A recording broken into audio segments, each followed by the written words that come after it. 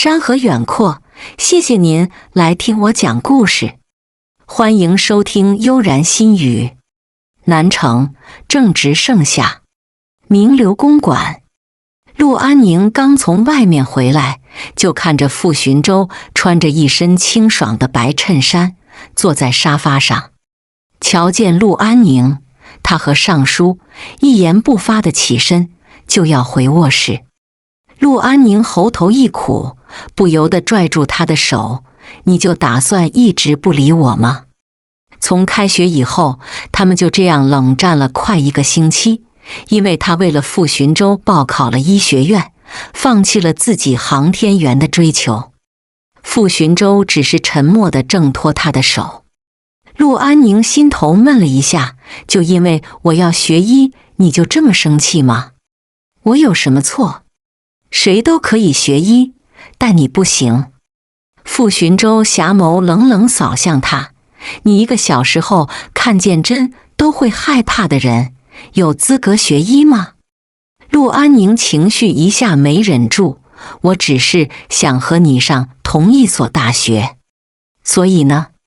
这就是你放弃自己梦想的理由。”傅寻舟语气突然加重：“陆安宁，我讨厌你这样缠着我，从小到大你就喜欢赖着我，你到底还要赖到什么时候？”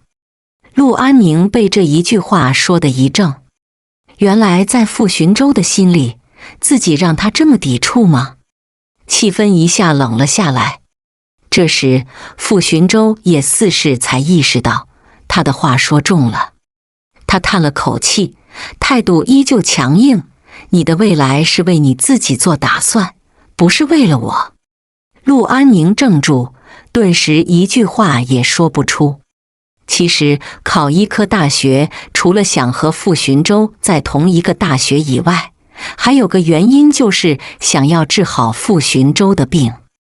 他从出生就身体不好，1年365天，每一天都要靠吃药续命。陆安宁看着他的背影，不由得反问：“那你呢？你不是也为了我报考了航空大学吗？”只见那背影一僵，落下一句轻飘飘的话：“你想多了。”寻舟，陆安宁还想要上前，却听这时一串电话铃声打断了他。只是看一眼的功夫，房门砰一声关紧。陆安宁拿着手机，无措地站在原地，心里无比郁闷。他整理好了情绪，接通了电话。那边陆府声音和蔼：“小宁，和寻舟在公寓住的还习惯吗？他还在生我的气。”陆安宁苦恼地跟陆父说起来龙去脉。陆父闻言无奈叹气：“寻舟也是为了你好，你跟他认真道个歉就行了。爸知道你喜欢寻舟，感情的事儿要慢慢来。”陆父两家关系一直不错，对他和傅寻舟的感情也一向很支持。陆安宁轻轻点头，跟陆父聊了几句家常，就挂断了电话。时间一晃，已经到了晚上，却一直没有看见傅寻舟从里面出来。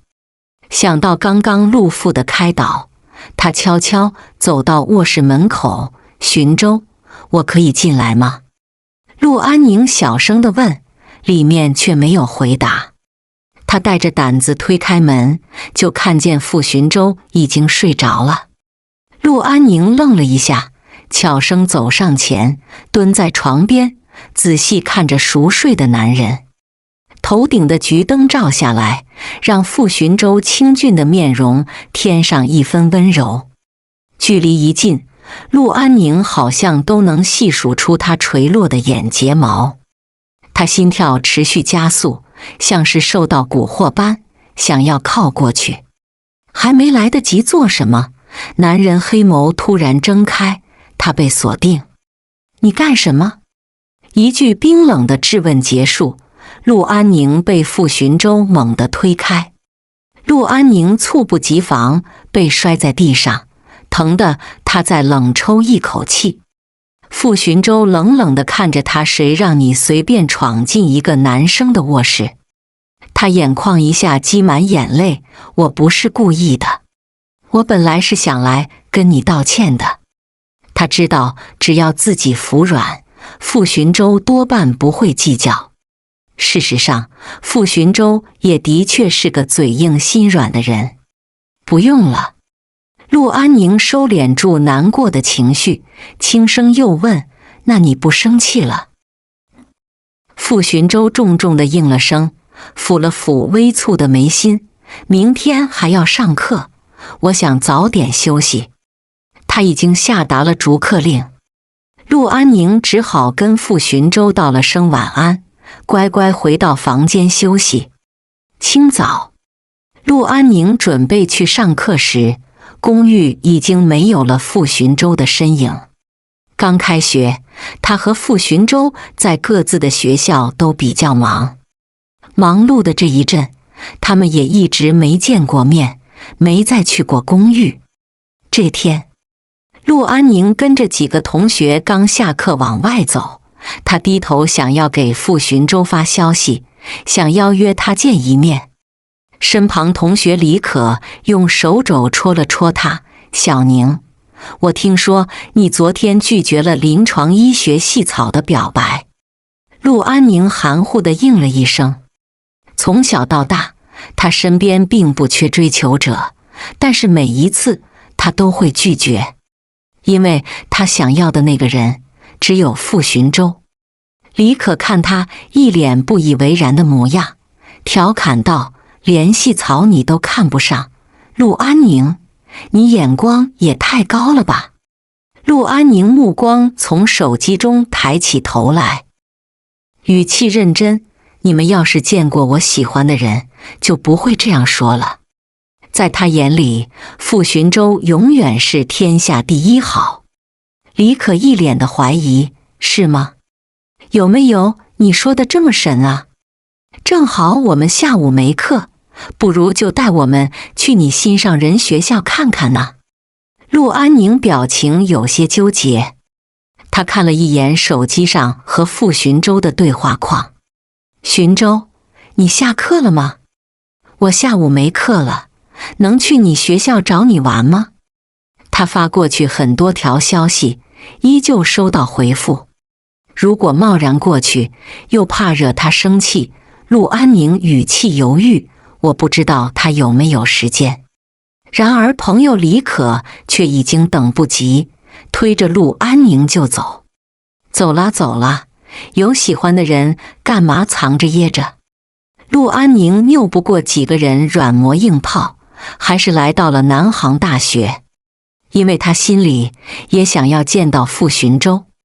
怀着期待，陆安宁跟着几个朋友问路到了傅寻舟的学院。烈日当空，陆安宁走过长长的树路小道，额头已经满是汗水。幸运的是，他看见了从远处走来的傅寻舟，他站在太阳下，相当耀眼。陆安宁心里的喜悦一下到了顶峰，正要跟身边的李可说，可接着他视线一晃，又看见一个扎着高马尾的女人慢慢走到了傅寻舟的身边。陆安宁顿住，看着两人交谈甚欢的模样，心底一瞬闪过无数种念头。这时，一个骑单车的男生路过傅寻舟和女人身边时，高声喊了一句：傅寻舟，又来找你媳妇啊！陆安宁只觉脑中轰的一声，再听不到四周任何声音。阳光照进，透过树梢，在地面落下一片淡淡的光斑。陆安宁止住呼吸，没有听到傅寻舟的反驳。安宁，你喜欢的人在哪儿呢？李可看了四周一眼，疑惑发问。陆安宁很想说他喜欢的那个人就在前方，可看着与傅寻舟并肩的那个女生，到了嘴边的话像是被卡住了一样。沉默间，两人的目光忽然交汇。傅寻舟蹙了蹙眉，跟着身边的女生说了句什么，便朝着陆安宁这边走过来。你怎么过来了？也不提前打招呼。陆安宁一下攥紧了手，我给你发了信息，你没回，我就和朋友一起过来见你了。说着，他顺道一并介绍了身边的李可。傅寻舟简单打了个招呼，又看回陆安宁，找我什么事？想和你一起吃晚饭。陆安宁说完，又看向远处正在等傅寻舟的女生，忍不住问：那个女生是谁？傅寻舟语气自然：同班同学。话是这样说，但陆安宁知道他很少和女生有交集。联想到刚刚一个路过男生的话，他这次都不知道该不该相信傅寻舟的话。思虑间，站在不远处的女生忽然喊道：寻舟，可以走了吗？傅寻舟朝女生那边回应了声，又转头对陆安宁催促：你们先回去，我还有事。说完，他转头就走。寻舟，陆安宁想要挽留，可男人却走得很快，似乎不想让女生等着。他就站在原地，一直看着两人并肩的身影消失。身边李可眼神意味深长，原来这就是你说的心上人，看上去他好像有个更关心的女生了。陆安宁下意识反驳，他说了，只是朋友。李可察觉出他脸上的异样，又提醒道，现在只是朋友，以后就不一定了。陆安宁没再说话，手心不自觉地攥紧。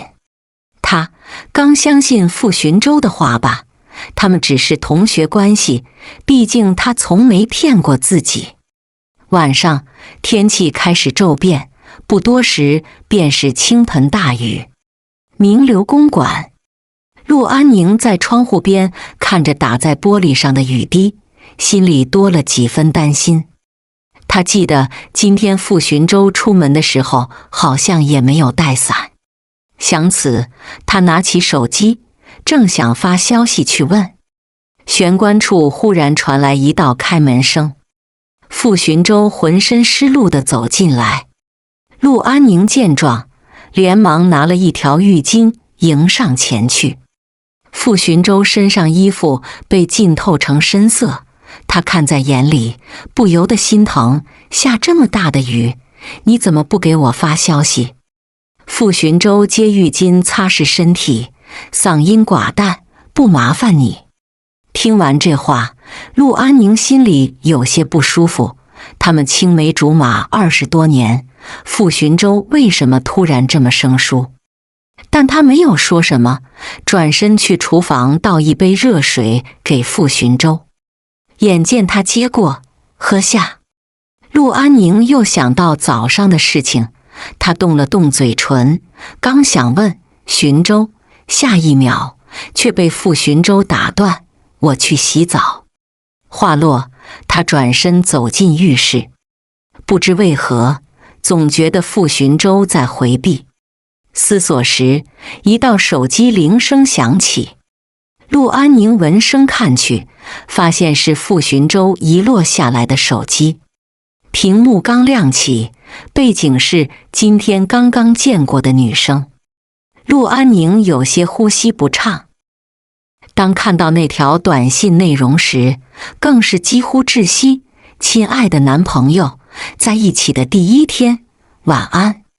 陆安宁不由得拿起手机，看见备注上写的一个名字，唐婉。他眼睛一瞬刺痛，接着从旁就有一只手抢走了手机。谁让你随便翻看我的手机？傅木语带怒意，没有看信息，直接将手机熄屏。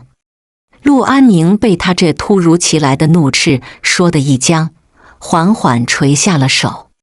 对不起，他轻声道歉，心里却压抑不住情绪，又问：你交女朋友了吗？傅寻舟表情冷漠，跟你没有关系。陆安宁眼睫一颤，可是你明知道我喜欢你几个字还没说出来。傅寻舟却已经转身走进了房间，留下一片死寂。翌日一早，陆安宁没有再看见傅寻舟的身影。他是不是真的生气了，在躲着自己？陆安宁心里一阵失落，当走过客厅，又扫见放在桌上的几本资料书。他记得这几本书相当重要，经常看见傅寻舟带在身上。没有多想，陆安宁拿起书就连忙赶去航空大学。他给傅寻舟发了消息，便在教学楼下面等，可还没等到傅寻舟，却看见了唐婉。唐婉穿着清纯的白裙，一脸温柔地走来。你好，我们见过的，你是来找寻舟的吧？对待情敌，陆安宁笑不出，只能故作平静。他书落在家里了，我给他送过来。唐婉扫过他抱在怀里的书，笑道：寻舟可能在忙，不太方便，我帮你送给他吧。陆安宁躲过他的手，不用了，我等他。如果不是他给傅寻舟发过消息，他都没想到唐婉会撒谎。这时，一道沉稳男声插进来：你来这里干什么？陆安宁看见走来的傅寻舟，忙将书递过来：我是来给你送书的。傅寻舟扫了一眼资料书，一本没少。他收敛情绪，以后给我打电话，我会自己回去取，不用你送。唐婉站在傅寻舟身边，笑着打趣：寻舟，你妹妹好像对我挺有敌意的。陆安宁忍不住反驳：我不是她妹妹，我是寻舟的青梅竹马，从小一起长大的。傅寻舟听出他话里的敌意，不禁蹙眉：陆安宁，你发什么脾气？难道我说一句都错了吗？陆安宁心里有些难受，这么多年，傅寻舟很少会对他发火。他有些委屈：你明知道我喜欢你，为什么连交女朋友了都不说一声？这一声直接引来不少人围观。傅寻舟扫了眼周边的人，对身边的唐婉嘱咐：你先去上课。而后他便拉着陆安宁朝校外走。两人一前一后地走出了学校。沉默间，陆安宁也渐渐意识到自己刚刚的失控。他心生歉意：寻舟，刚刚我话还没说完。傅寻舟突然停住脚步，回头看他：陆安宁，你让我很为难。陆安宁一怔，有些不敢相信自己刚刚听到的。然而傅寻舟只是继续说：你知不知道刚刚这么一闹，就算我和唐婉原本不是情侣，现在也是了。扔下这句话，他便转身回了学校。陆安宁将站在原地，看着傅寻舟的背影，不知道该说什么。下课后回到公馆，陆安宁以为傅寻舟生气没有回来，可刚进到客厅，就见傅寻舟站在阳台上，拿着手机在打电话。想到今天的事，陆安宁想要和他道歉，可刚走近，就听见傅寻舟电话里传出了傅傅的声音：怎么突然想谈恋爱了？傅寻舟的回答中规中矩，只是想试试。陆安宁身体一僵，他还是谈恋爱了吗？沉默间，只听傅傅沉声又问：那安宁呢？你应该知道他喜欢你近10年。傅寻舟的声音近乎冷漠：是他一厢情愿，跟我没关系。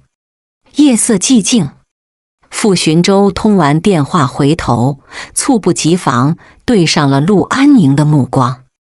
他愣了一下，收回手机：你都听到了。陆安宁也没有回答，直直地盯着他：在你眼里，我的喜欢就这么不让你看不起吗？他仔细回想着自己和傅寻舟从小长大的这些年，傅寻舟也不是没有回应自己，可是现在一切都变了。迎着他质疑的目光，傅寻舟眉心微沉，别胡思乱想。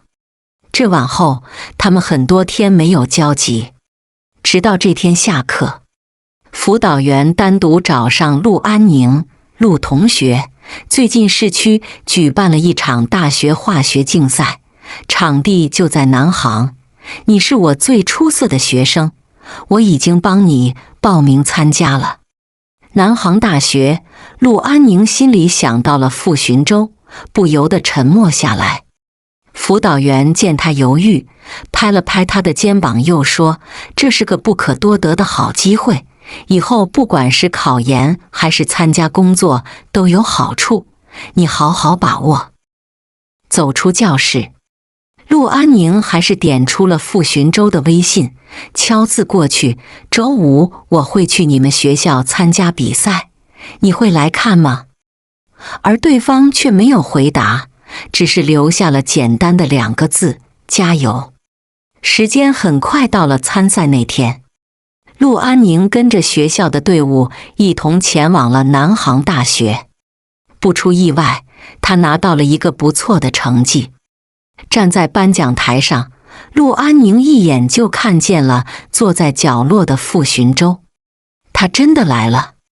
这次他站在耀眼的地方，会不会得到傅寻舟一个欣赏的眼神，一句夸赞？陆安宁心里漫过一瞬欣喜，拿过话筒，刚要准备说话，这时一个男生突然站起来，出言调侃：“陆同学，你这次来比赛，不会又是因为我们机械工程学的傅大才子吧？”台下投来看好戏的目光。经过上次一闹后，陆安宁在南航机电工程学院出了名，只要提起傅寻舟，一定也会提到他。陆安宁保持微笑，拿起话筒，大胆承认：“我喜欢他，想因为他而变得优秀，不可以吗？”全场顿时轰然大笑，响起掌声一片。陆安宁从来都是这样，大胆地承认自己的爱。他视线划过在场人，再去看傅寻舟时，那里却早已经换了新的同学。不多时，人群散场。陆安宁刚走出去，就看见傅寻舟站在一个雕像边。他连忙加快脚步，朝着傅寻舟走去：“你在等我吗？”傅寻舟没有回答，而是问：“为什么要在台上说那些话？”陆安宁愣了下：“为什么不行？喜欢有什么不能告诉别人的？”傅寻舟嗓音微沉：“你的发言到最后只能成为一个笑话，有意思吗？”陆安宁被这句话刺痛：“你觉得我的喜欢只是一个笑话吗？”傅寻舟没有回答，眼底仿佛全是不满。气氛一点点变冷。陆安宁原本看到傅寻舟的欣喜也一点点耗光，他慢慢攥紧了手，执着地问：“所以呢？我一厢情愿地喜欢了你这么多年，你对我的回应是什么？”傅寻舟目光很沉：“你刚刚在讲台上说，有志者事竟成，但我想告诉你，感情不是。”听着其傅寻舟的回答，陆安宁只觉喉咙酸涩不已。在这一瞬，他感觉自己的喜欢就像是个没有终点的征途。沉默到最后，傅寻舟率先收回了目光，落下一句：“早点回去吧。”陆安宁一愣：“那你呢？你不回去吗？”傅寻舟摇了摇头：“我去找唐婉。”说完，转身便没入了学校的人潮之中。陆安宁僵在原地，愣愣地看着男人的身影渐渐消失。这一晚，借着获奖的名头，陆安宁说什么也要拉着李可一起放肆一场。夜深人静，两人买了几罐酒，躲进了学校的安静无人的阶梯教室。等保安巡查离开，李可关上了教室的门，看着他失意的模样，有些担心：“你这是失恋了？”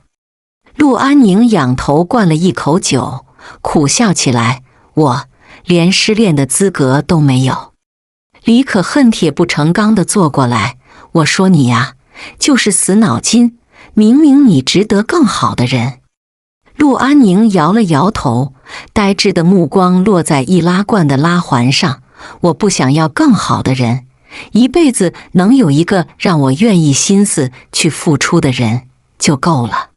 ”10年前他是这样认为的，10年后他依旧放不下傅寻舟。话说到这儿，李可也不知道还能劝什么，只能陪着人喝酒。但他没想到喝醉酒的陆安宁这么难控制，他半天拉不起来，只好拿起陆安宁的电话给傅寻舟打电话，让他来接人。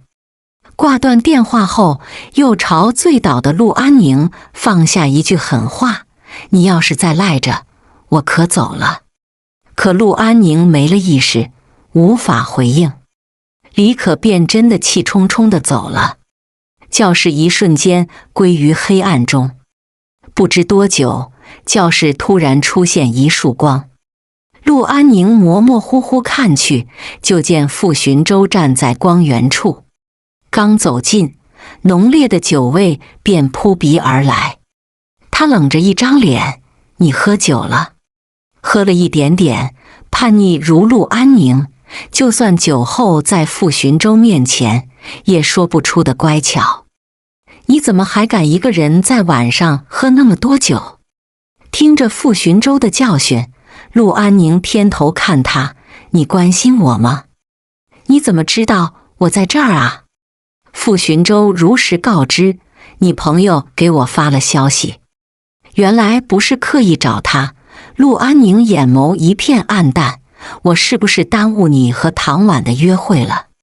傅寻舟沉默半晌，轻声：“陆安宁，你不是小孩子，该学着长大了。唐婉就不会和你一样，喝得烂醉等我照顾。”唐婉这个名字像是针刺进心里。当然不一样，怎么会一样？陆安宁自嘲着笑了笑，他能轻而易举地得到我20年都奢求不到的人，我却不行。断断续续地说完这句话，他再没了意识，也没看见傅寻舟落过来的深沉目光。宿醉一夜，直到第2天晌午，陆安宁才从床上模模糊糊醒来。想到昨天宿醉后一直陪在自己身边的傅寻舟，心里说不出什么感觉来。他洗漱完走出房间，本来想跟为昨天的事情道谢，然而客厅里没有傅寻舟，反而是唐婉坐在沙发上，身边还摆着寻舟的行李箱。陆安宁目光诧异：“你怎么会在这里？”闻言，唐婉抬眼看来：“陆同学醒了，我是来帮寻舟搬家的。”陆安宁眸色一紧：“搬家？”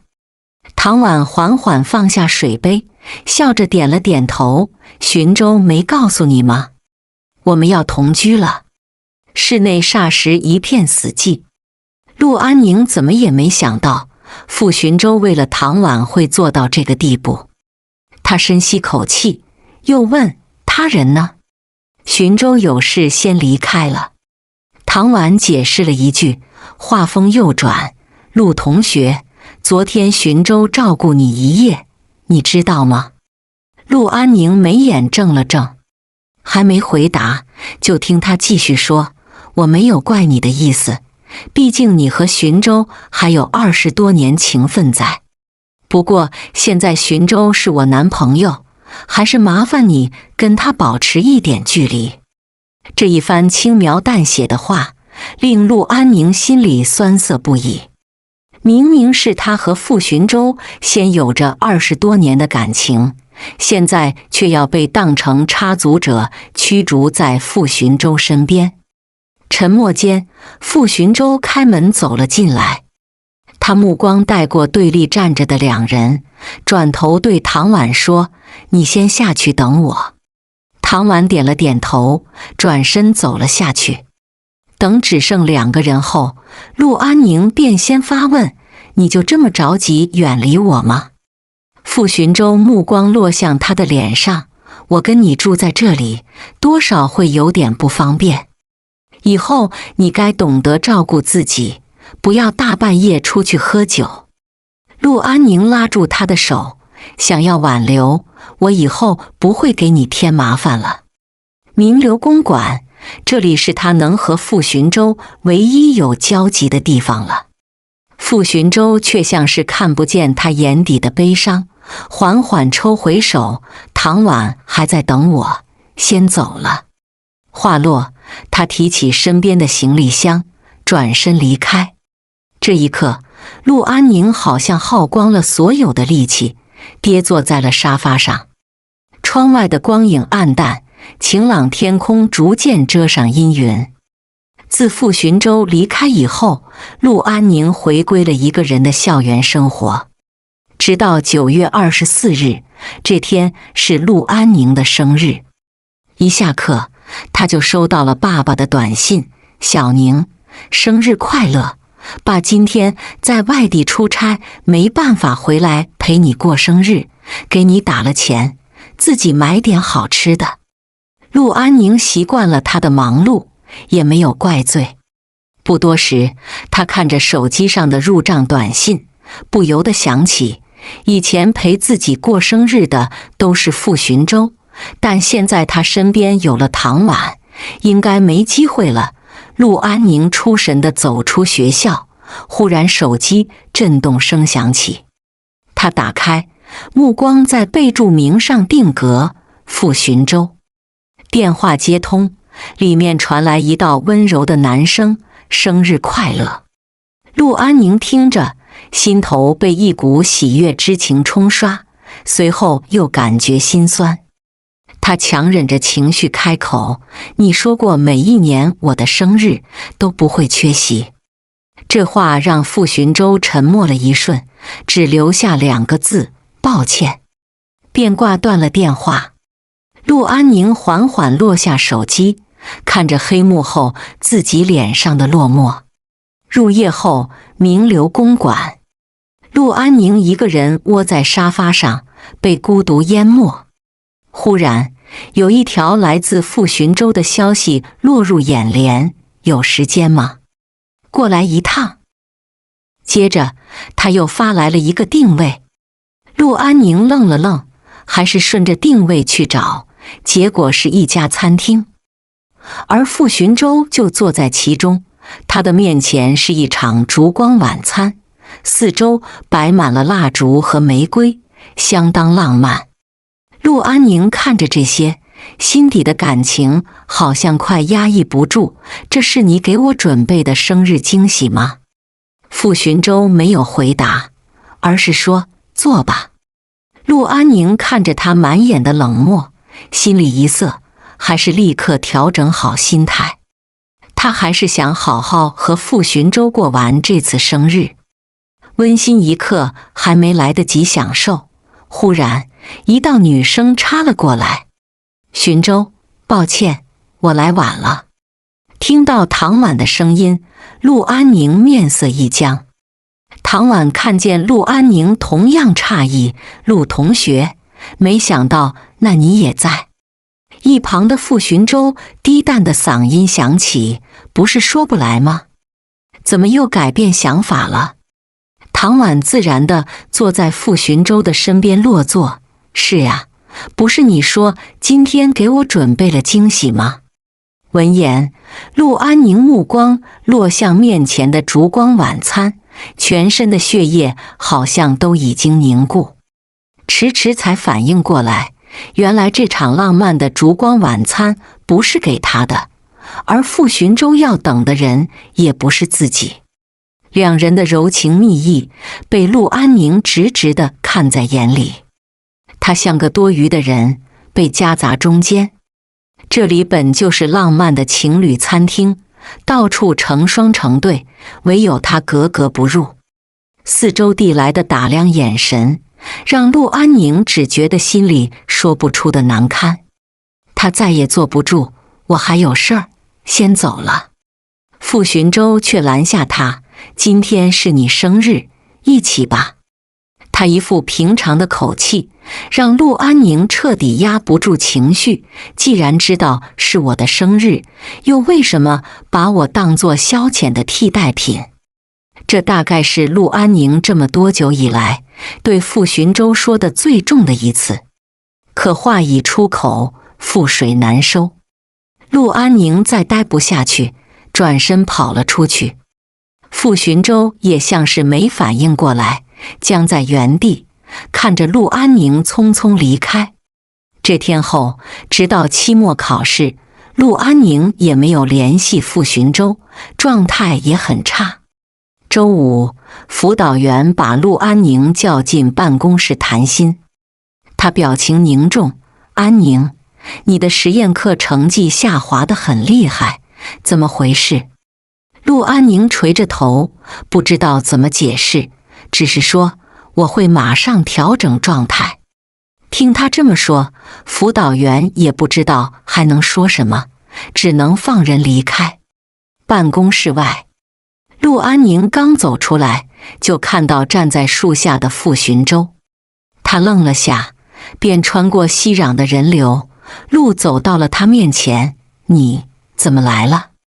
傅寻舟压低了眉眼，拿出一个精美的礼盒递过来：“补给你的生日礼物。”陆安宁一怔，缓缓接过他手中精美的礼盒，心里说不上开心还是什么。弥补的生日礼物就能抵消生日那天的难过和伤心吗？陆安宁说不出话来，拿着礼盒的手慢慢攥紧，气氛一下变得沉默。陆安宁不主动开口，傅寻舟好像也没什么话跟他再说。“我先走了。”丢下一句话，他转身就要走。陆安宁动了动嘴，想要再说点什么，可视线不经意间落向远处，是唐婉在等他。末了，还是将话吞了下去。现在陆安宁也说不出自己和傅寻舟关系是否缓和。两人父母是世交，聚餐不可避免。傅寻舟对他的温和也仿佛一复既往，却又保持着适当距离，让陆安宁难言。直到这天，陆安宁收到了一条傅寻舟的微信：“来一趟南航大学。”他不明白地赶过去。傅寻舟就在南航学院门口，冷沉着一张脸，唐婉也在他身边。见陆安宁走过来，傅寻舟开口就是质问：“为什么要在我们学校散播这种谣言？”陆安宁一愣：“什么谣言？”傅寻舟没有多说，直接手机递过来。陆安宁接过，就见南航大学的论坛头条上，唐婉第三者插足人家青梅竹马10年感情。往下一翻，都是一些诋毁唐婉的话。傅寻舟继续说：“我调查了这发帖账号，出处就是你们医学院。”陆安宁听出他话里的指责，不敢置信地抬起头：“你觉得是我做的？”傅寻舟看着他，满眼质疑：“难道不是？”这一瞬间，陆安宁只觉得有苦难言。他不由得握紧手机，试图开口解释。然而下一秒，傅寻舟的话却将他打入深渊：“陆安宁，你有没有想过这样做，只会让我更想远离你？”风声止住，陆安宁感觉到了心撕裂般的疼。他眼眶一涩，不由得质问：“认识这么多年，你觉得我是这种人吗？”傅寻舟忽然冷漠打断他：“在医学院，除了你，还有谁对唐婉有这么大敌意？”陆安宁直视着那双熟悉的眼：“就算我真要对唐婉做什么，也不会使出这么卑劣的手段。不管你信不信，我都没有做。说完，他没有去看傅寻舟，转身就走，一路回到学校。陆安宁浑浑噩噩回到教室里，正好撞见李可，对上他发红的眼眶。李可不禁诧异：“安宁，你怎么了？”在好友的问候下，陆安宁情绪渐渐收不住。他最受不了被人冤枉，更何况那个人是傅寻舟。陆安宁将刚刚的事情说了一遍。李可听完，像是忽然想起来什么：“我好像记得以前我是发过这么一条帖子，本来也只是发着玩玩，谁知道唐婉人缘这么差，下面就开始吵起来了。”陆安宁一愣：“你为什么？”李可气愤地说：“我气不过呀，你那么喜欢傅寻舟，要不是唐婉，你们可能早就不是这样的。”陆安宁摇了摇头，哽咽的声音透着难过：“不是唐婉抢走的傅寻舟，是傅寻舟自己选择的唐婉。这一点他比谁都清楚。”李可一脸愧疚：“对不起安宁，让你替我背锅了。这件事情是我挑起来的，我去道歉，帮你解释清楚。”说着，他连忙就要站起身。然而陆安宁拉住他的手：“算了，你把那条帖子的网址给我吧，我自己解决。”夜幕降临，点亮了一片星河。回到名流公馆，陆安宁将自己锁在房间，回想着早上傅寻舟对自己的态度，难过也无处说。从傅寻舟不相信他的这一刻开始，伤害就已经造成了。最后的澄清又有什么用？点开李可发来的网址，陆安宁登录了自己账号，在贴上留下话：唐婉和傅寻舟是正当男女朋友关系，没有插足一说。八卦传闻中的正主下场解释，没有人会不信。这也是陆安宁想到的最好解决办法。突然，手机亮起一抹光，陆安宁拿起，一眼就扫到了傅寻舟的信息。见一面，我在公寓楼下。陆安宁喉头一苦，打字：唐婉的事情我已经澄清了。消息刚发过去，对边回复得很快：我知道，我是来道歉的。你朋友都告诉我了。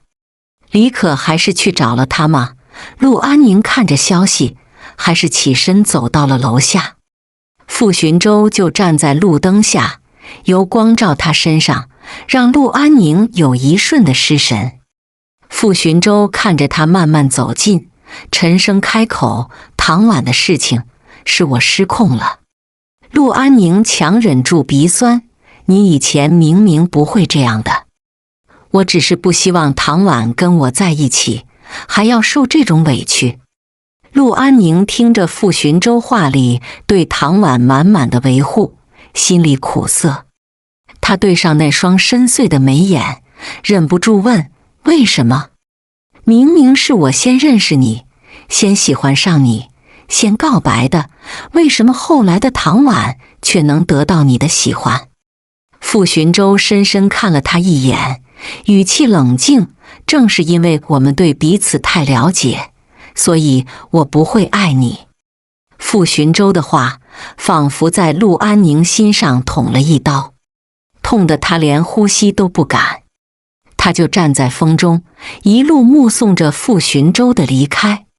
那一夜，陆安宁一个人想了许多，想到过往和傅寻舟的种种，再多的热烈和喜爱，在一次次打击下也会冷却。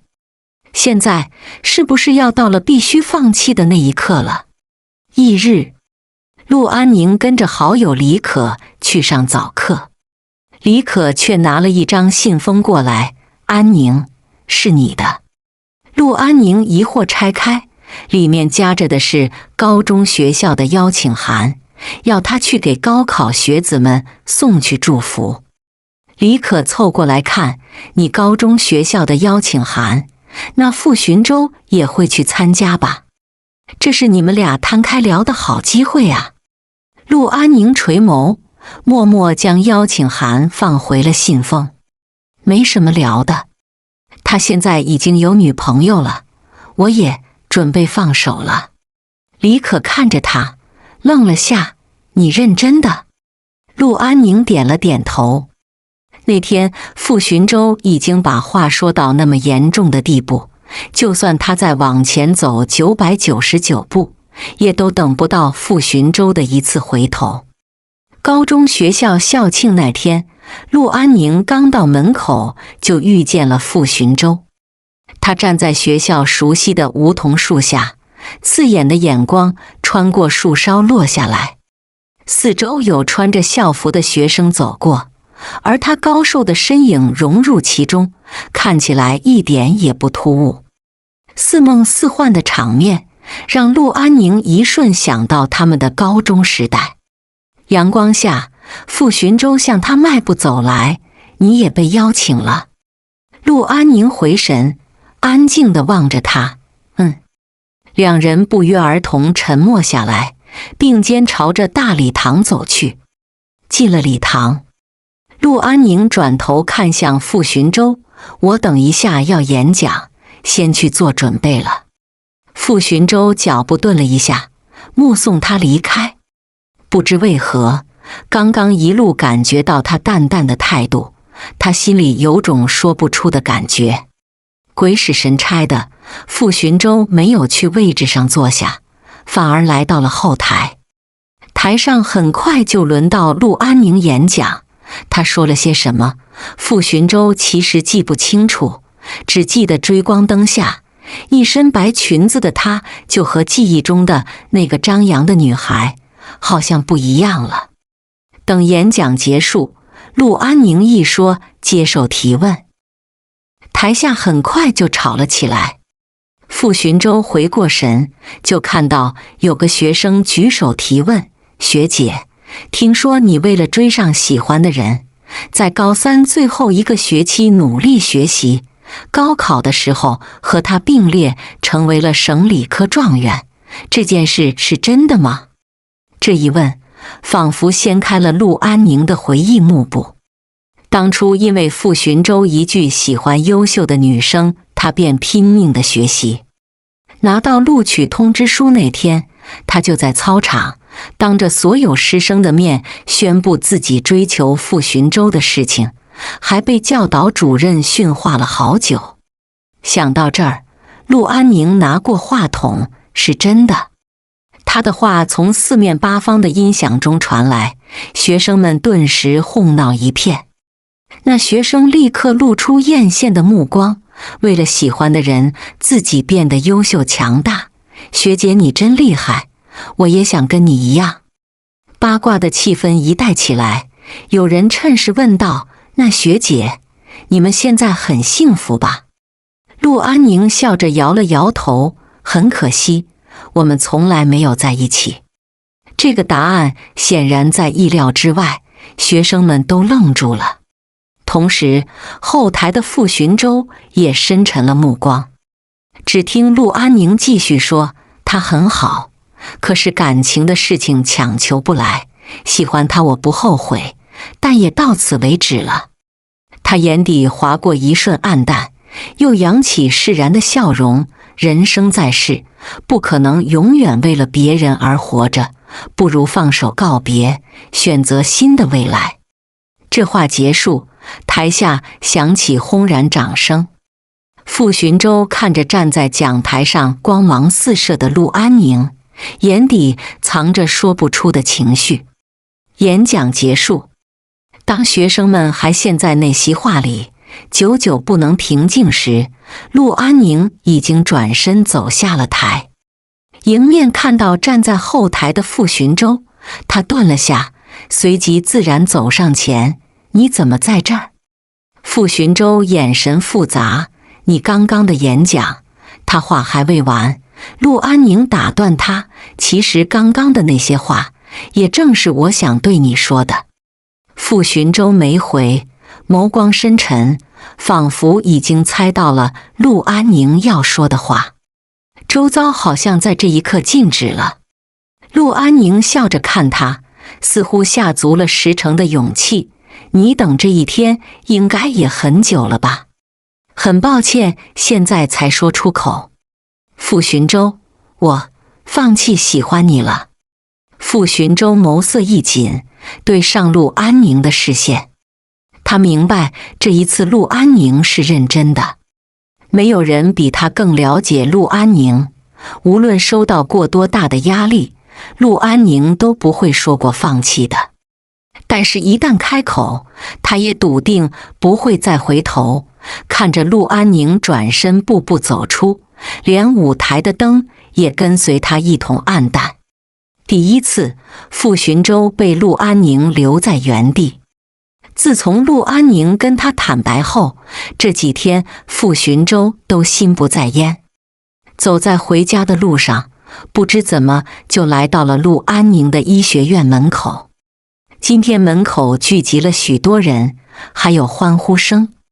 傅寻舟下意识看去，就见被围在中间正是陆安宁。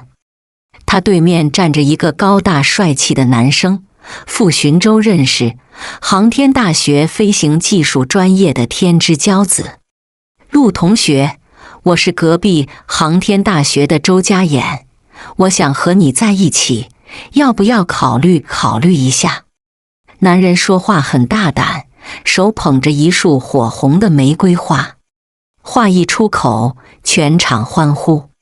傅寻舟心口在这一瞬猛地收紧，他眼神越过层层人海，看向陆安宁，也在等回答。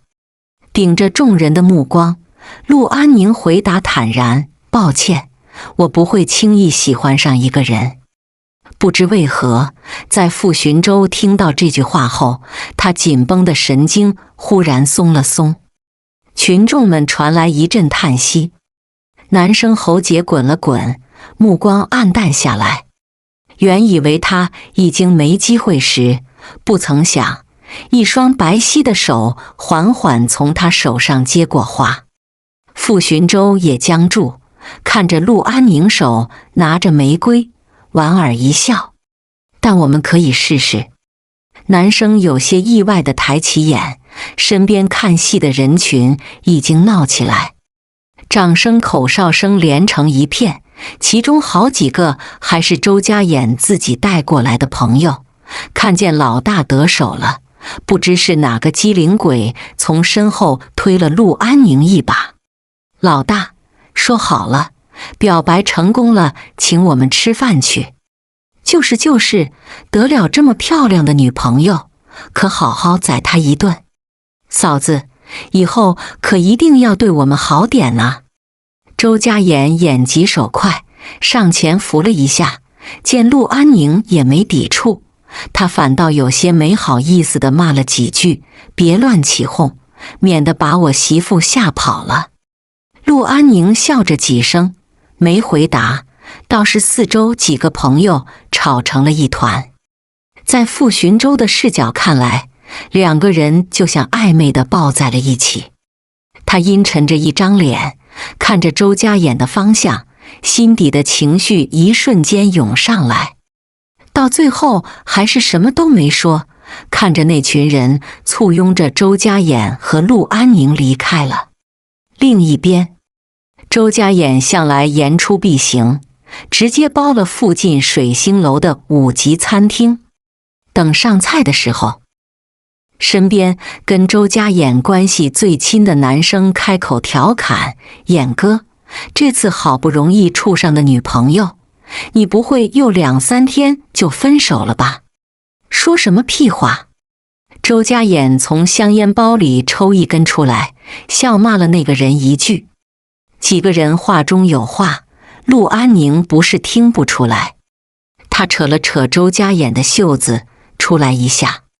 周家衍挑了挑眉，面带微笑，又对其他人说：稍等一下。他起身跟着陆安宁来到了走廊外面。等气氛一安静，女生回头直接开门见山，直说吧，是谁让你来表白的？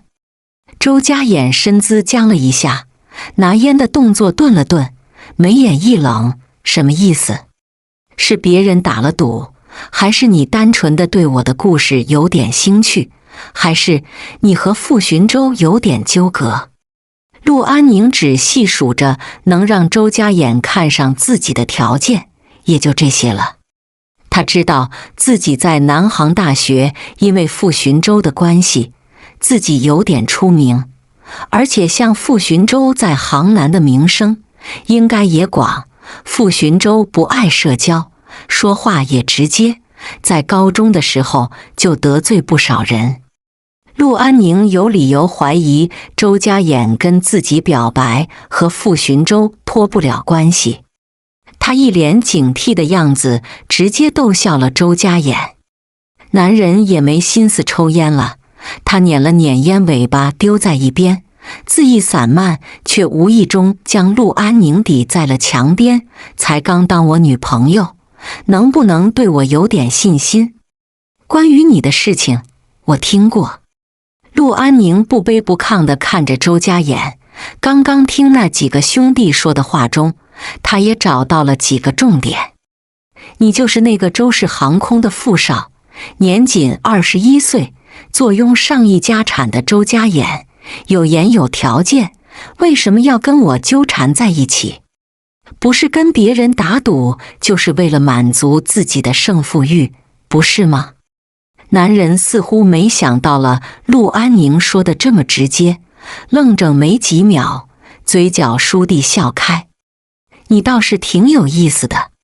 他头低下来，单手撑在陆安宁的墙边，声音鼓人，继续说。陆安宁闯入他深邃的黑眸中，他有了那么点印象。上次我在南航颁奖台上表白傅寻舟的时候，你是不是也在？周家眼眼梢一扬，他没有反驳。那就对了。陆安宁就顺着这个思路继续说下去。我猜，你大概是觉得我对傅寻舟爱得死心塌地，觉得我挺有挑战性，就跟朋友打赌看我在你的追求下什么时候转移目标。看着周家眼别样的目光，陆安宁知道自己猜对了。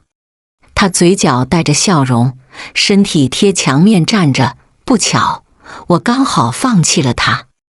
周家眼直起身子，吊儿郎当地笑了声，遮挡着陆安宁面前的阴影散去，他这才正眼瞧他。女人有着一张白皙漂亮脸蛋，身材和品味都还不错，就是有点聪明过头了。他说，没关系，我赢了就行。这倒是陆安宁没想到的回答。两个回到包厢，里面的气氛已经炒热了。话题一摊开，周家眼对陆安宁也没那么放肆了。不过陆安宁也没有走，不知道是不是顾及自己面子，在几个兄弟面前，他依旧是个不错女友形象，该做的事情都做到位了，除了不爱跟他亲密接触。一群人喝酒喝到了晚上11点，早就过了门禁的时间。陆安宁看着3、5成群的兄弟一人抱个垃圾桶吐，也就周家眼看起来还行。他走到周家眼身边问，要去开间酒店吗？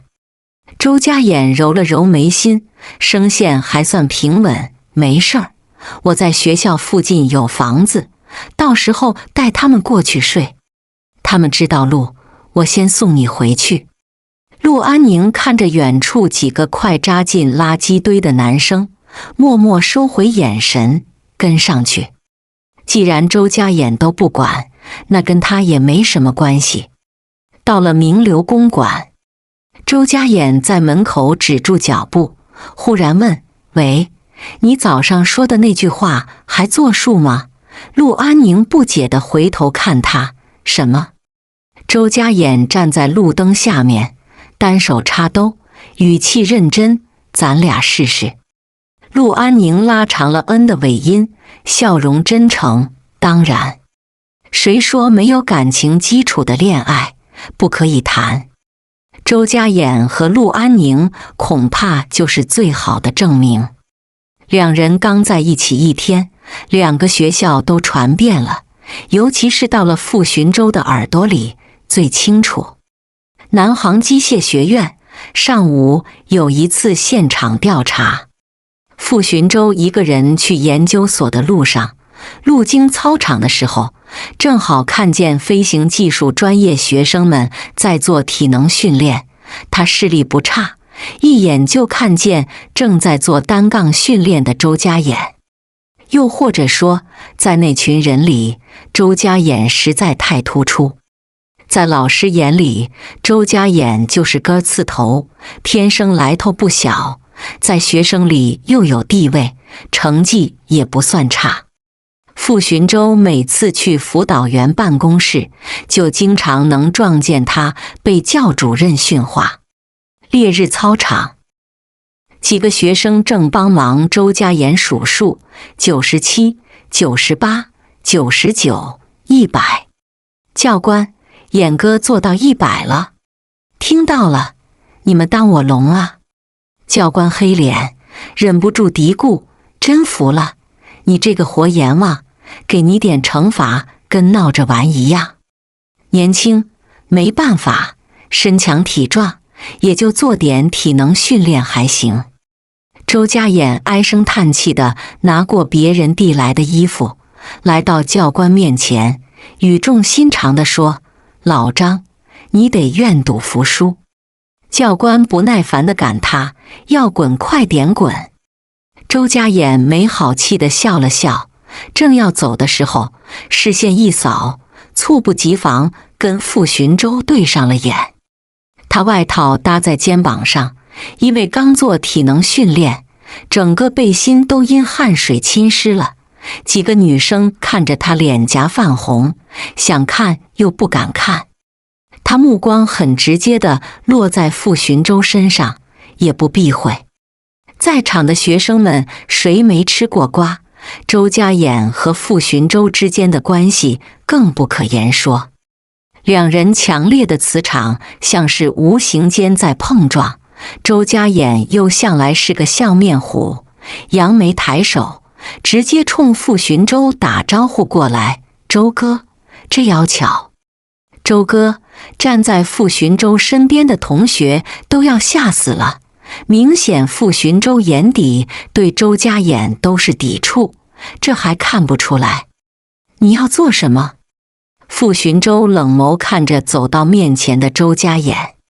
天生周家衍厚脸皮，过来搭在他肩上打趣：没什么，以后咱都是一家人了，过来跟你打个招呼而已。等一下我去找小宁吃饭，你要一起吗？明眼人谁看不出来这是公开挑衅？不曾想，傅寻舟安静了几秒，淡然回：行，晚上见。众人认真的吗？周家衍险些以为自己听错了，但他还没来得及说上几句，傅寻舟已经朝着研究所的走了过去。周家衍已经有了一种什么叫搬起石头砸自己的脚的感觉了。怎料这时身边还有男生很不怕死地说了一句：老大，你们这是要来一个3人约会吗？结果可想而知，偌大的操场上只听到男生的惨叫声连绵不绝。自那天告白以后，陆安宁其实很少有时间主动联系周家衍。大家学业也挺忙的，升了大2后，陆安宁被辅导员推荐去了学生会，现在除去工作时间就是去学生会开会，闲暇时间也少。下午7点，黄昏斜阳，陆安宁总算忙完。他走出综合楼，路经杏树小路的时候，李可刚好迎面过来，撞见陆安宁的时候也有些意外。安宁，忙完了要不要一起去吃饭？陆安宁看了一眼消息，婉拒不了，约了人。李可立刻明白过来，不禁调侃：哟，你男朋友刚在一起就这么恩爱？陆安宁笑了笑，也懒得解释。跟立刻告别以后，他继续朝着校门口走。现在刚好到了晚饭的时间，校门口的人流量很多。刚到校门口的几步远的地方，陆安宁就看见了跟保安大爷聊得正开心的周家眼。他心一动，朝着周家眼的方向还没走2步，他再次停下来。这次陆安宁又看见一个男生从人群中走出，来到周家眼身边，正是傅寻舟。陆安宁是怎么也没想到周家眼会和傅寻舟一起过来，关键是两人关系竟还相处得挺融洽。周家眼一边跟保安大爷聊着，一边还转头跟傅寻舟聊几句，还指着路过的几个女生，不知道说了句什么。傅寻舟脸色紧皱，很不好看。周家眼就是这样的人，表面笑着一脸开怀，谁知道心里打着什么小算盘。陆安宁大脑还是猛的，走过去的时候，正好周家眼也看见他，他一改刚刚玩世不恭的模样，冲他招手。陆安宁来到两人身边，眼里透着疑惑：你们怎么会在一起？刚好遇见了，说要一块吃饭。周家眼走到他身边，路过的行人都忍不住多看了几眼这场景，毕竟3个人话题中心的人物站在一起，别提画面有多诡异。去吧，你喜欢去哪家餐厅？周家眼主动开口。陆安宁思考了一下，还没回答，身边的傅寻舟先替他开了口：城西的湘菜馆。他平静开口，下意识扫了眼身边的陆安宁。周家眼挂起的笑容有些僵：是吗？他狭眸一眯，瞥了眼城西地方向，拉着陆安宁就走。那走吧。陆安宁察觉到自己手心被重重捏了一下，抬头对上周家眼似笑非笑的桃花眼。两人走在路上，怎么看都是一对热恋的情侣。傅寻舟落在身后，看着故意横亘他和陆安宁中间的周家眼。他知道这次周家眼不会给他说话的机会，也不知道自己是怎么想的，明知道是挑衅，还是答应了下来。今天湘菜馆里的生意不错，来的都是大学城的学生。陆安宁刚坐下，马上对周家眼发号施令，去点菜。周家眼瞪了他一眼：我才刚来。陆安宁皮笑肉不笑地说：你不是我男朋友吗？这么不贴心。他刻意将男朋友3个字咬得极重，暗戳戳跟周家眼针锋相对，却没注意到坐在对面的傅寻舟低沉下的眉眼。周家眼被迫去前台点菜，陆安宁这才有时间问傅寻舟：你们怎么回事？他当然不相信傅寻舟能周家眼处成朋友，可傅寻舟说法和周家眼的也相差无几。聊到一半，他转头看见站在前台帮陆安宁拿菜碟的周家眼，想到刚刚两人之间的亲密，傅寻舟几乎压不住心里的情绪，语气带着质问：你为什么要跟他在一起？陆安宁取来2双一次性碗筷，递给他，没想到他会突然问这个，想试试发展新恋情，也不可以吗？傅寻舟将他的冷漠收入眼底，心里一寒：你喜欢他？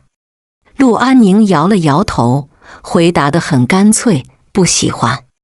傅寻舟一下子攥紧拳心：既然不喜欢，你和他又为什么？你喜欢唐婉吗？陆安宁突然打断他。傅寻舟愣怔半晌，有些回答不上来。陆安宁心中好像已经有答案，也没有继续问，只说我答应了他，要跟他试试，说不一定以后我也许会真的喜欢上他呢。这一句话堵得傅寻舟哑口无言。这会儿周家衍回来，坐在陆安宁身边，给他递过来几碟小菜。背着我聊什么呢？没什么。陆安宁打算多说，看饭菜上齐了，他夹菜给周家衍，示意他点到为止。快点吃，吃完送我回公寓，我还有事儿。傅寻舟仿佛被这一句话惊醒，他看向和陆安宁聊天的周家衍，心里一股想法冒出来。周家衍去过了名流公馆，他不知道该说什么，不想这时手机忽然响起来。陆安宁闻声抬起头，就见傅寻舟已经起身，紧绷着一张脸。我还有事，先走了。他匆匆留下一句，推开椅子离开。直觉告诉陆安宁，能让傅寻舟这么急切的，除了唐婉，没有其他人。也许在人生的岔路上，他和傅寻舟早已经不知不觉中分开了，他也没有住追随他的路继续走，也渐渐成了彼此的过客，越走越远，没有回头。吃晚饭，周家衍送陆安宁回学校。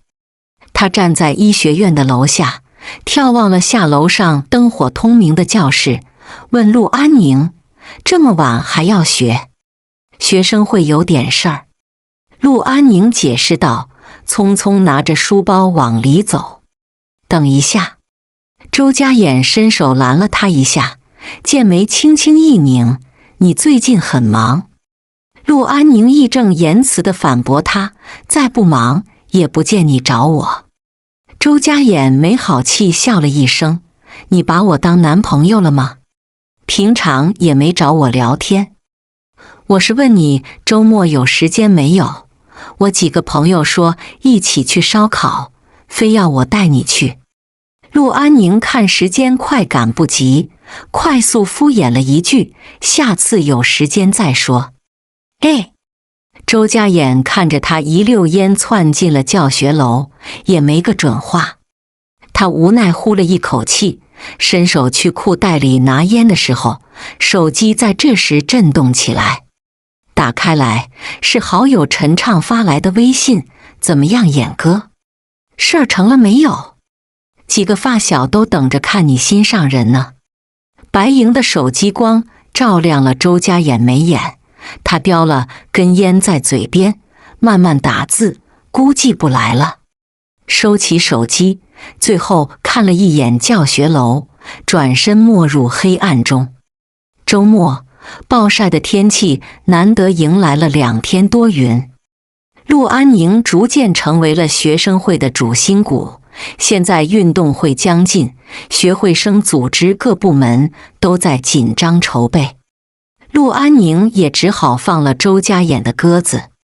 当他把消息告诉周家衍的时候，免不了他电话里一通教训，我们交往就2个月，上一次出去玩还是第一次交往的时候，你这还算什么女朋友？陆安宁原本有认错的态度，但是个性强悍的他，在周家衍句句指责下也忍不住了。他避开团队，走到角落边上，冲电话里的人回道：你别不是忘记了，当初想跟我交往的人是你。我都说了看情况，谁说我一定会去？那边的周家衍也没想到陆安宁会回怼，他情绪一上头，不敢置信地大声质问：老子好不容易邀请你，你就这么对我？陆安宁有些无力，不知道该说什么。恰逢这次团队点名喊到他，陆安宁便直接挂断了电话，走到队伍里。系主任发来通知，这次医学院组织校运动会，有意和对面南航大学联合举办，叫我们这次周末去南航学生会一起商量。站在前面的副主席说道：“为什么会这么突然？我们学院举办运动会，干嘛要和外校合作？”“是啊，两校联合举办运动会还是第一次吧？这样工作量不是更大了吗？”几个学生纷纷发表意见。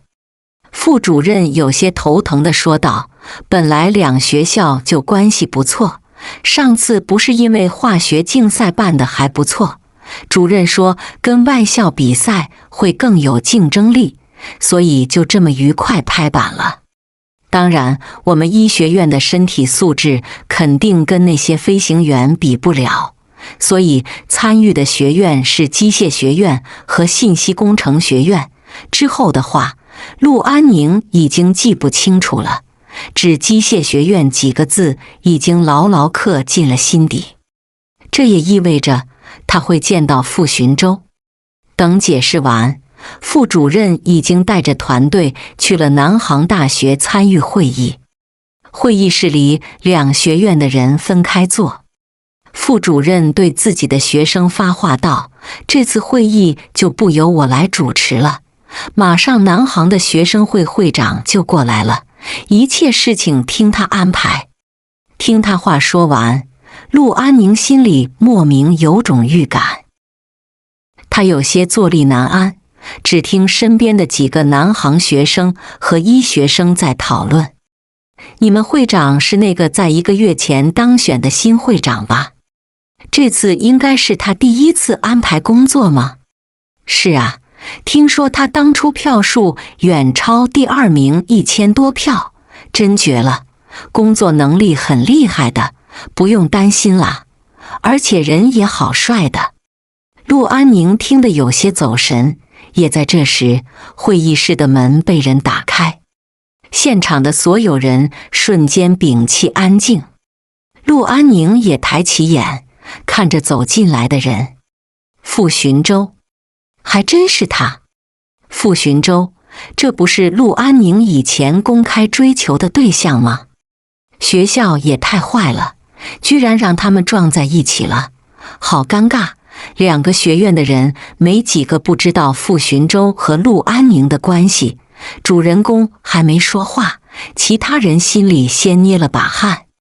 不过众人期待的场面没有出现。在傅寻舟进门后，他眼神没看任何人，从容坐在首席的位置安排活动。陆安宁也一脸自然，安静听着，压抑的气氛顿时好了许多。所有人看戏的目光怯怯收回，继续开会。没人发现陆安宁握着笔杆有多用力，才堪堪压下心底浓重的情绪。认真的傅寻舟让人难以拒绝，他好听的嗓音仿佛在耳边，骨节分明的手拿过资料翻阅，低眸时眉睫凌厉，如同一幅精美的画。在场的女生没谁的注意力不是在傅寻舟的身上，连陆安宁也有些失神。“医学院的陆同学，你可以吗？”前方一道低沉的声音传来，让陆安宁猛地回神。他抬眼对上前面的傅寻舟，同时也察觉到四周投来疑惑的目光。陆安宁无意识摩挲着手中的笔，嗓音有些轻：“我可以。”会议解散，所有人起身纷纷走出去。傅寻舟拿起资料上前，突然叫住了正在收拾东西的陆安宁：“等一下！”陆安宁诧异地抬头，就见傅寻舟递过来的文件：“这是你要准备的工作。”傅寻舟收回手，抬眼看他：“我猜到你刚刚没听。”陆安宁一梗，眉睫垂下来：“谢谢。”他翻阅了一下文件，表上的要求写得明明白白，也不知是读他一份，还是没想到答案。本尊已经转身离开的教室。陆安宁也将资料收回包里，起身也跟着走了出去。傅寻舟没有刻意等他，就在几步远的前方，而陆安宁就在后脚出来，两个人在一条道上，都有些距离。陆安宁，半路上突兀响起的一道男声，让傅寻舟和陆安宁同时停住脚步回头。周家眼眉眼透着一股戾气，戴着鸭舌帽，不知从什么地方匆匆赶回来。你周末故意推了男朋友约会，就为了这个？他眼神刻意扫了一眼前面的傅寻舟，责怪意味明显。陆安宁挑了挑眉头，故意呛话回道：是啊，怎么？你还想跟我分手？你……周家眼气得够呛，说话都咬着后槽牙，存心的是吧？傅寻舟稍稍驻足了几秒，在解释和沉默的选项中，他正犹豫不决。忽然他看见陆安宁笑着踮起脚，长臂穿过周家眼的腰间，在哄他：怎么，你醋了？一阵冷风扫过，四周温度在一点点下降。傅寻舟也不知道到底看了多久，哪怕眼睛有了刺痛的感觉，他也不知道如何收回。他发现自始至终，陆安宁的眼神和心思都在周家眼身上，仿佛没有注意到他的存在。被哄了那么两句，周家眼像是没计较了。他嘴角的压抑不住，霸道的伸手将他搂得更紧，低头勾起他的下巴，下次离别的男人远点。我这个男朋友就算是在试用期，那也是你的男朋友。看着两人浓情蜜意，傅寻舟才明白自己的担心始终是多余的。末了，他独自继续往前走。落在身后的周家眼看前方的人离开后，他主动拉住陆安宁的手，往另一边走。他声音透着审问：说说，这次打算怎么办？陆安宁无奈将落在身前的碎发挽到耳后：你想怎样？周家眼视线一偏：明天陪我出去。陆安宁愣了愣：你不是说周末还有烧烤，没去了，就跟几个发小玩玩？周家眼挑了挑眉：别说你明天没时间。没有。陆安宁眼神落在被牵的那只手上，情绪复杂。翌日约定的时间很快到来，陆安宁随便打扮了一下，根据周家眼说的地址，去了一家娱乐会所。他被服务生带到包厢门口，就听见里面的讨论声已经传了出来。眼哥，听说你女朋友还是陆氏银行的千金啊？哈哈哈，有品位。别说，上次眼哥去表白的时候，我刚好也在，那女人身材脸蛋都是一等一好，还是个大学霸，眼哥赚了呀。里面几个男生笑着碰杯的声音响起。陆安宁不由得握紧了手提包包，跟着听见周家眼的回应：我像是那么肤浅的人吗？包厢里几个男人对视一眼，显然不信。那你是为了什么跟他在一起？周家眼整个人窝在沙发上，手拿着烟深吸一口，白雾腾飞时，他散漫的声音透着一丝认真：我要是说我真喜欢他，你们信吗？一句话落地，四周一寂。陆安宁心弦似是被撩拨了一下，他没打算继续听下去，推门闯入。砰的一声，开门的刹那，所有人的目光都向门口集中过来。周家眼也被怔了下，下意识坐直的身体将烟按灭在玻璃桌上的烟灰缸里。进陆安宁坐过来，他沉声道：来了怎么不说一声，我好去接你。女人不以为然摆了摆手：不需要，我又不是路痴。周家眼额角青筋跳了跳，被他逗笑了：你还真是一点也不给我机会。包厢里继续闹起来，喝没2杯，不知谁又提议转场去娱乐所楼顶的桌球场玩2局。陆安宁没意见，所有人便都答应了下来。娱乐会所里有周家衍参股，只要他一句话，全场都会包下来。一行人起身浩浩荡荡往桌球场走，陆安宁就跟在周家衍身后，他目光无意间打量了一下桌球场里，忽然与一个熟悉的目光对上眼。也不知道是怎样的缘分，能让他们在这里遇见。陆安宁顿住脚步，一时间都不知道如何反应。怎么了？周家衍察觉到陆安宁异样，目光跟着看去，眉心一挑，哟，巧了，这不是3号桌球边上的人，可不就是傅寻舟。他今天穿了件简单的毛衣外套，拿着一罐咖啡，在桌球场白炽的灯光下，他皮肤显得更加冷白，视线淡淡绕过周家衍，他也看见了陆安宁。没想到你也会来这边玩桌球。周家衍主动走过去打招呼。别看寻舟这模样，打桌球一直挺牛的。跟在傅寻舟身边的同学也看过来，不禁有些意外，这不是南航的飞行专业的 boss 吗？周家衍这个名字在南航的没人不认识，尤其是最近绯闻频出，跟谁都能聊2句。同学诚心邀请来一起玩2局。周家衍眼底带着笑意，示意身边的陆安宁，不了，带了女朋友。同学哦了一声，看了几眼一直沉默的傅寻舟。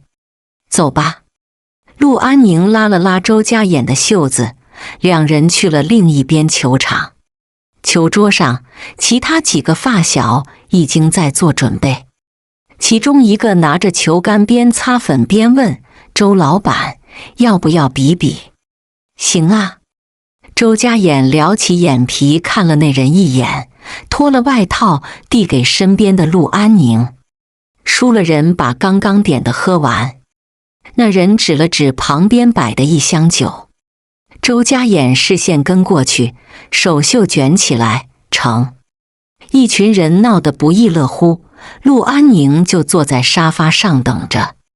他原本的目光还在周家衍身上，但是以他坐的位置，又很难看不见傅寻舟。他像是被人拉着来玩的，不情愿几个字都快写在脸上。玩了几圈，身边同学去催他几次，傅寻舟才走到桌球边上，接过同学带来的球杆。傅寻舟身形比例很好，因为以前体弱多病，不常出门，看起来清瘦白皙，其实也有因为锻炼去健身房。他卷上衣服，小臂上的肌肉紧绷得很明显。陆安宁呼吸一紧，看着他摆好姿势，轻身球杆对准，就要推球的一刹那，眼前一道身影走来，将这一幕挡着结结实实。你眼睛干脆粘他身上得了。周家衍冷着一张脸低头看他，强烈的压迫感袭来，有什么好看的？天生陆安宁最不吃这一套，抬头就笑了，怎么不好看？你是觉得他比我好看了？周家衍舌尖抵着后槽牙，伸手勾起他下颌直视自己。陆安宁露出白周周的牙，原本还想再逗他2句，但不知道为何，这一刻他脑海里忽然闪过周家衍的那句话：如果我是真的喜欢他，你们信吗？到嘴边的调侃转了个弯儿，陆安宁没了方才的戏弄，对上周家衍的眼，你好看。下一秒，远处传来响亮的一道桌球碰撞声，砰！黑球进洞。陆安宁视线带过去，他看见傅寻舟落过来的眼神，深沉、炽热，藏着某种压抑的情绪。他心底一颤，不想受到傅寻舟的影响，主动走到周家衍身边待着。几局下来，周家衍和对面那人输赢参半，一箱酒喝了去了不少。其实陆安宁是觉得周家衍球技不差，但不知道为什么，每次快到赢的时候，他总是球杆一偏，把重要的一球放跑了。那人越打越来气，索性撩了球杆嚷嚷：“不打了，不打了，衍哥，你还真会折磨人。”周家衍嚣张地笑了一下，趁势问陆安宁：“桌球会玩吗？”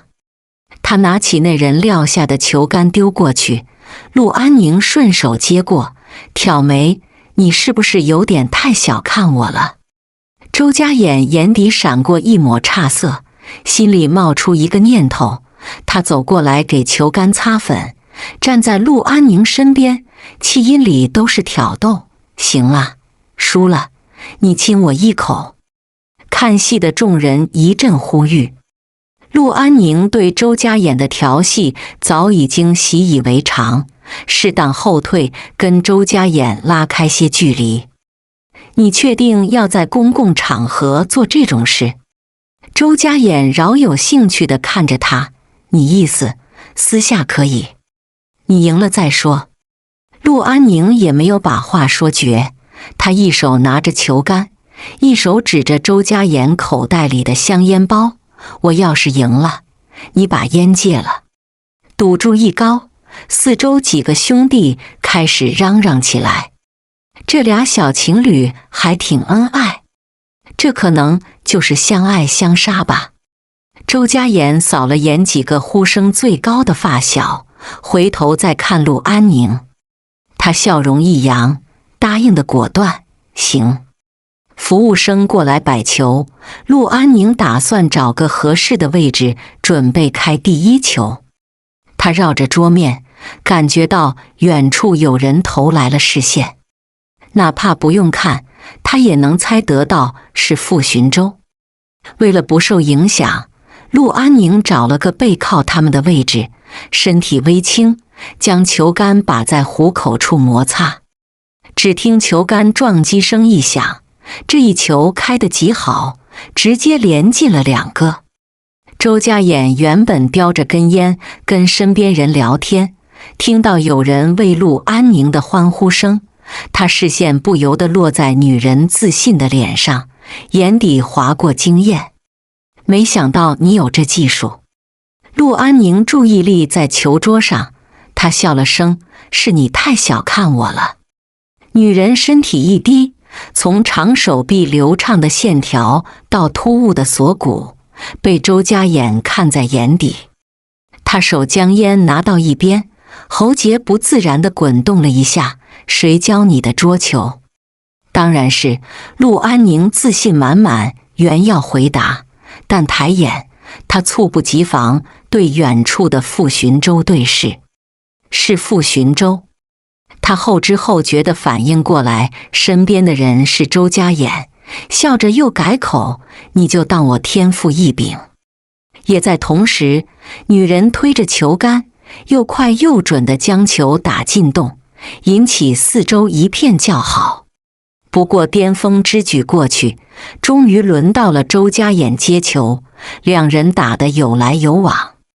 最后一球还是被男人用精准推进洞里。胜负已分，周家衍直起身拿着球杆，细长的双眸盯着陆安宁，提醒他：“你输了。”同一时刻的另一边，傅寻舟收回了自己紧盯的视线，喝下一杯酒，连身边的同学都感受到了来自他身上周冷的气场。“我先走了。”傅寻舟将球杆还给同学，拿起一边的外套。“哎，真的不再玩玩了，傅寻舟。”傅寻舟。在同学的叫声中，男人的背影消失在桌球场。陆安宁不是没注意到这边的动静，但他强逼着自己不在乎，却不见周家衍捕捉到他看向远处的视线。他话里降了温度，抱着双臂靠在桌边，愿赌服输。你打算怎么办？这一刻，陆安宁成了所有人的关注点。他闭了闭眼，收敛神思，主动走到周家衍的身前，伸手环住男人的脖颈。周家衍配合地低下头，眼神注视着他，仿佛笃定他不敢。四周人没察觉到两人的暗流涌动，只是起哄地叫着，更让陆安宁下不来台面。那一刻，陆安宁心里还是有一瞬的抵触和难过。他明明不讨厌周家衍，明明也想重新开始一段新的感情，可是在傅寻舟离开之后，酸涩感还是不自觉地涌上来，有溢出的迹象。陆安宁逼着自己不去想，踮起脚，一点点朝着周家衍靠近。就在两片唇瓣即将触及的最后一秒，一只强有力的手推开了他。陆安宁如大梦初醒地睁开眼，迎上周家衍一双冰冷的黑眸。不用了，他声音清晰地止住在场所有人的调侃声，我最见不得你一副逼不得已的样子。话音落下，回归一片安静。周家衍直接丢了球杆，不再去看其他人，携着一身冷意朝着球场外走。愧疚感在这一刻涌上心头，陆安宁几乎没有犹豫，连忙追逐出门。屋外吹来一阵凉爽的风，夜色朦胧，有星河相伴。周家衍，陆安宁冲上周家衍的跟前，拦住了他。周家衍站定，眉眼透着戾气朝他看来。你还想怎样？这半辈子，周家衍大概是第一次受到这样的待遇，喜欢的女人在眼前，而他的全部注意力几乎都在别的男人身上。骄傲如他，只觉得自尊心被人狠狠碾压，第一次尝到了挫败的滋味。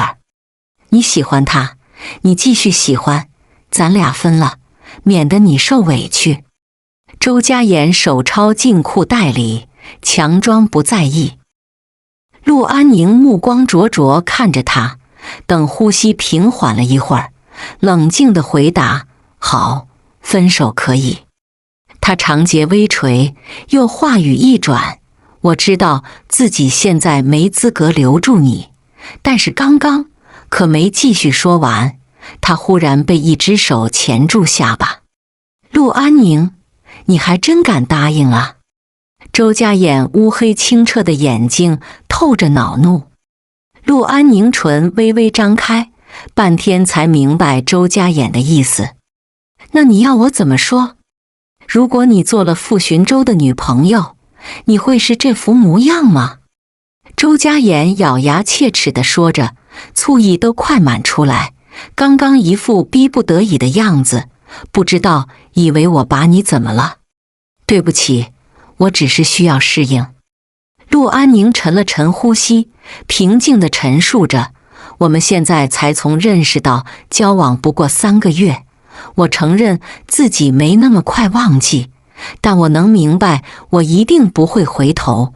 如果现在你接受不了，我尊重你的意见。他带着十足的诚恳和认真，周家衍也渐渐放下了芥蒂。我知道你没那么快忘记他。周家衍不情不愿地低声开口，松开了捏他下巴的手。他不知道胡思乱想了什么，索性又背过去，算了，先让我静几天。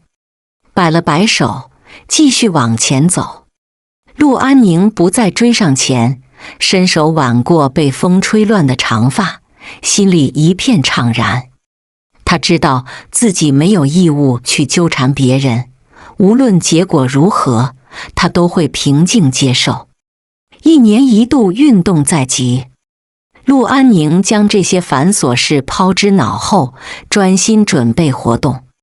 周3，他带人去南航的操场布置比赛场，那会儿天气正好，阳光蓝天，还有微风，陆安宁站在草坪中央，顿觉舒爽。想了想，这样美好的南航大学，原本也是他曾经向往的地方。目之所及，还有停在不远处的飞行滑道。陆安宁定定看了会儿，身边有个学妹催了催他：“陆部长，会长来了。”闻言，他视线偏转，傅寻舟跟着几个学生走过来，头顶暖阳的光晕淡开，少年的模样那样耀眼，似是烙在了陆安宁的心里。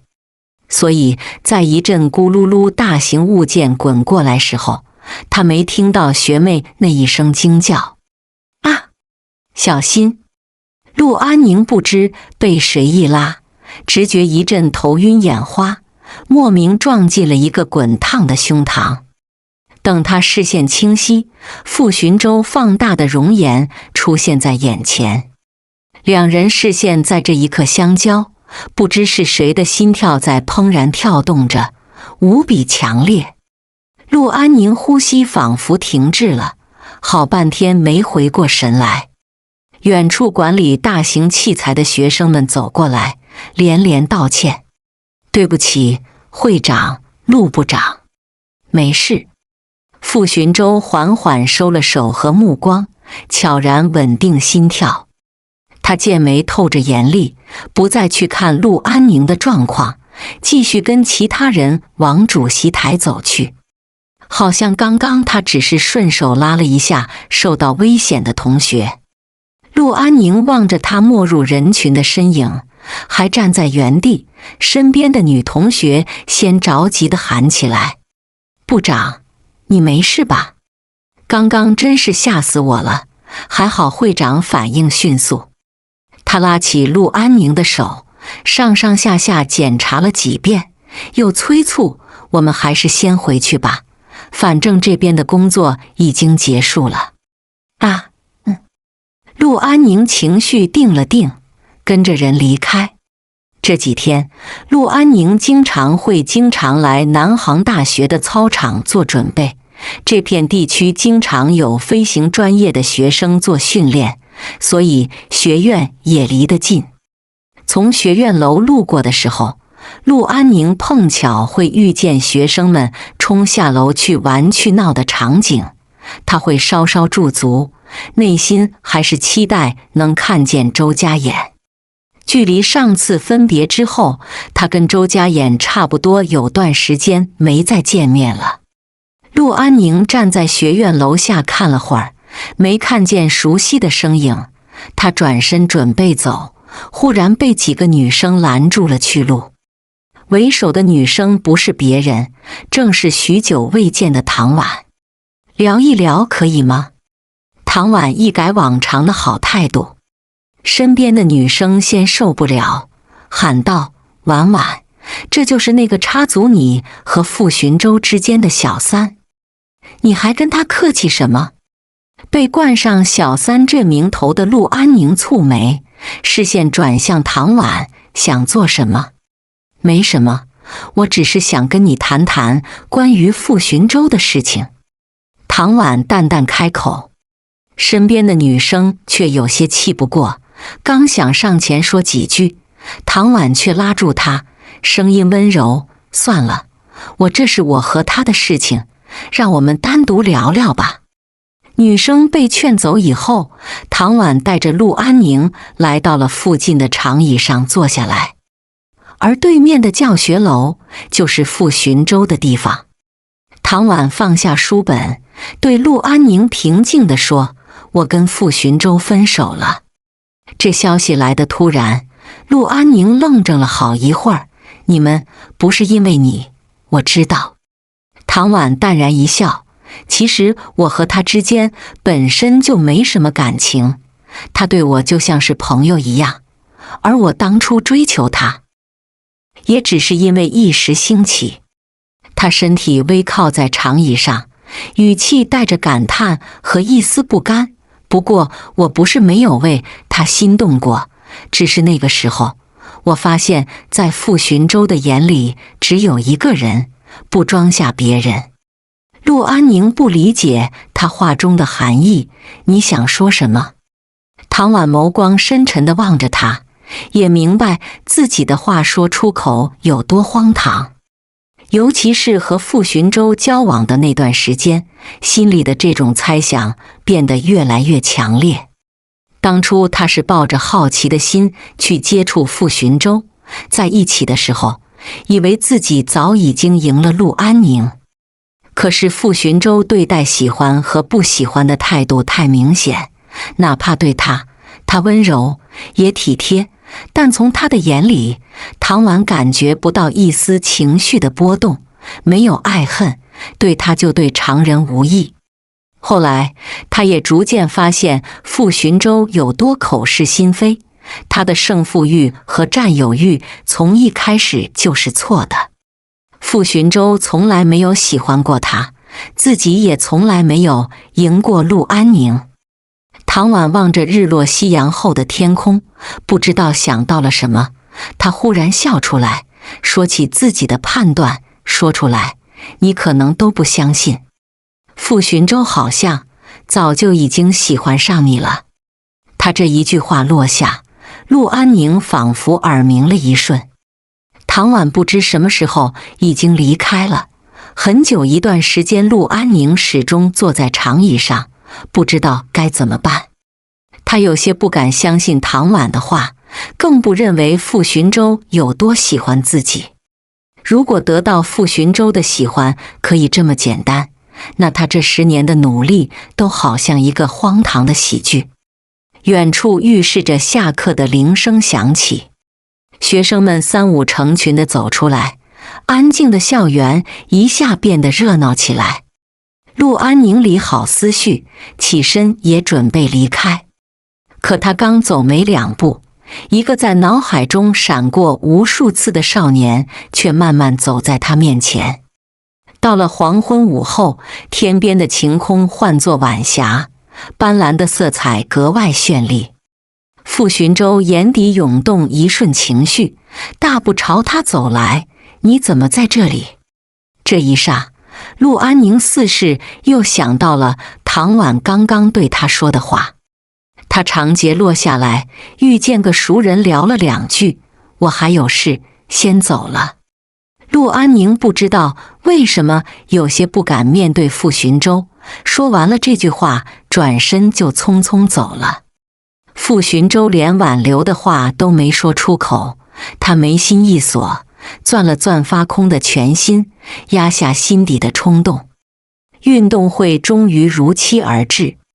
陆安宁为了鼓励学生们积极参与，自己也报名了一次长跑比赛。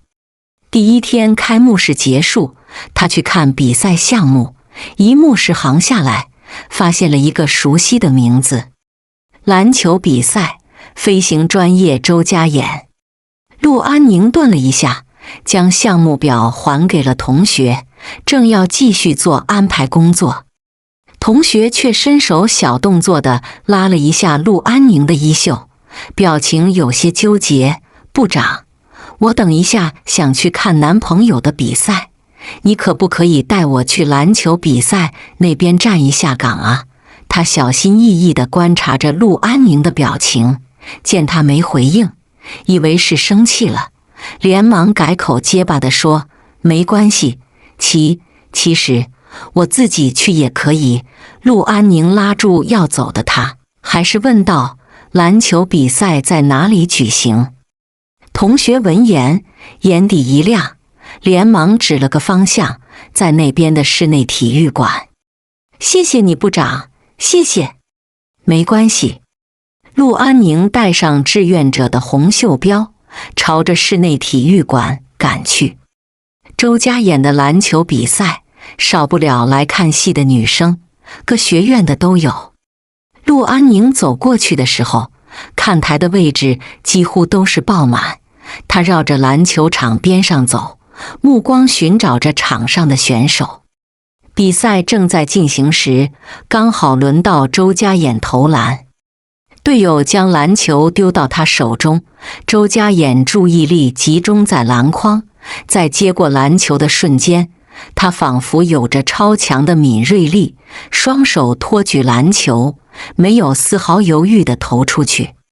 所有人就看着那个篮球在半空中划出一个漂亮的弧度，然后精准落入篮筐。3分球瞬间拉开比分。看台上的女生几乎爆发出了一阵轰烈的尖叫。教练宣布上半场结束。周家衍被一群队友围在中间，陆安宁就站在一个人偏僻的角落，本来不打算打招呼。谁知这时身边的队友已经有人认出了陆安宁，拍了拍周家衍的肩膀。周家衍闻言看过去，挂在嘴角的笑意也一僵，也没想到陆安宁有会过来。他抵不住心里想靠近他的念头，走过来想说点什么。你是来，结果陆安宁没给他机会，扬了扬手臂上的红袖标，做志愿者。周家衍眉心一拧，语气不爽，你说一句来看我会死。陆安宁无奈说，你可以这样认为。周家衍哽住，看了眼坐满的看台，又带着陆安宁来到替补区。过来坐。他直接把人按在自己位置上。一旁的队友瞧见，不禁吹口哨叫唤起来，哟，周家衍，你这是带的谁呀？你知道规矩的，不可以随便带人坐过来。周家衍低头扫了眼安静的陆安宁，冲队友丢下一句，家属。陆安宁心底一动，听见哨声一响，周家衍已经跟着队友带着球上场。在赛场上，他看着他挥洒汗水，好像变得更加卖力。